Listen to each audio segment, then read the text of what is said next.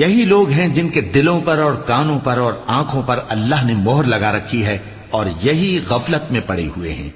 कुछ शक नहीं कि आखिरत में यही लोग खसारा पाने वाले होंगे। फिर जिन लोगों ने ईज़ाएं उठाने के बाद तर्क वतन किया, फिर जिहाद किया और साबित कदम रहे, तुम्हारा परवरदिगार उनको बेशक इन आजमाइशों के बाद बख्शने वाला है, रहमत करने वाला है। जिस दिन हर शख्स अपनी तरफ से झगड़ा करने आएगा और हर शख्स को उसके अमाल का पूरा पूरा बदला दिया जाएगा और किसी का नुकसान नहीं किया जाएगा। और अल्लाह एक बस्ती की मिसाल बयान फरमाता है जो कि हर तरह अमन चैन से थी, हर तरफ से उसका रिज़्क बाफरागत चला आता था, मगर उन लोगों ने अल्लाह की नेमतों की नाशुक्री की तो अल्लाह ने उनके अमाल के सबब उनको भूख और खौफ का लिबास पहनाकर नाशुक्री का मजा चखा दिया। और उनके पास उन्हीं में से एक पैगंबर आया तो उन्होंने उसको झुटलाया, सो उनको अजाब ने आ पकड़ा और वो जालिम थे। बस